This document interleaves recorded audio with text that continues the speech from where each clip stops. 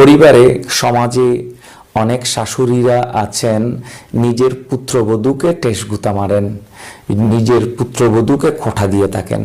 কার সাথে আত্মীয়তা করলাম, কার সাথে সম্পর্ক করলাম, সে বছর আমাদেরকে ইফতারি দেয় নাই, ঈদে মার্কেট করে দেয় নাই, সে বছর আমাদের কোরবানিতে গরু দেয় নাই, এভাবে নিজের পুত্রবধূকে টেসগুতা মেরে থাকেন।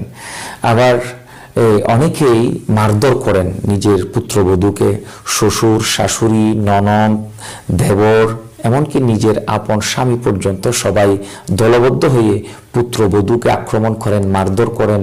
কেন ইফতারি দেওয়া হয় নাই, কেন ঈদে মার্কেট করে দেওয়া হয় নাই, কেন কোরবানিতে গরু দেওয়া হয় নাই?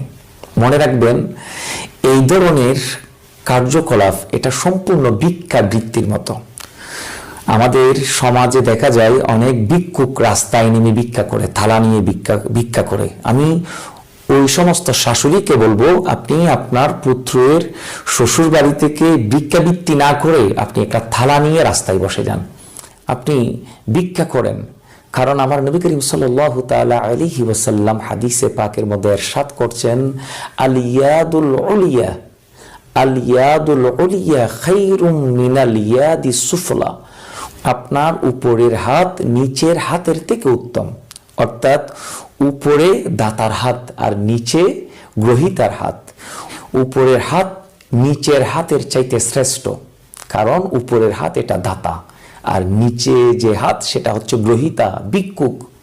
আপনি একজন ভিক্ষুক।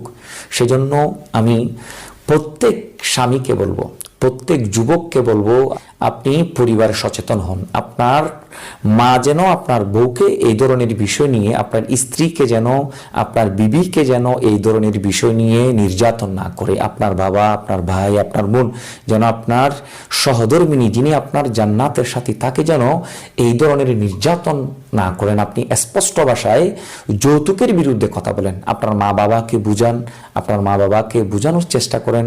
আল্লাহর ভয় এবং রাসূল সাল্লাল্লাহু আলাইহি ওয়াসাল্লামের আদর্শ আপনার পরিবারে আপনি শিক্ষাদান করতে পারেন। এবং আমরা সবাই যদি এক হয়ে এটার বিরুদ্ধে দাঁড়াই, আমরা সবাই যদি এক হয়ে এটার বিরুদ্ধে দাঁড়াই, তাহলে সমাজ থেকে এই ধরনের কুপ্রথা, কুসংস্কৃতি চলে যাবে। হ্যাঁ, কেউ যদি মন চায় যে হাদিয়া দিতে, আমি রমজানে কিছু ইফতারি হাদিয়া দেব, উপহার দেব, খুশি মনে, এটা জায়েজ। কেউ যদি খুশি মনে ঈদে মার্কেট করে দিতে চায়, হাদিয়া স্বরূপ, এটা জায়েজ, কোনো দাবি করছে না, খুশি মনে দিচ্ছেন আপনি, এটা জায়েজ। তবে জোরপূর্বক মারধর করে, নির্যাতন করে, খোঁটা দিয়ে এই ধরনের আপনার ইফতারি, ঈদের মার্কেটিং, কোরবানির গরু, কোনো কিছুই আপনি নিতে পারবেন না। এটা জুলুম, আপনি জালেম সাব্যস্ত হবেন।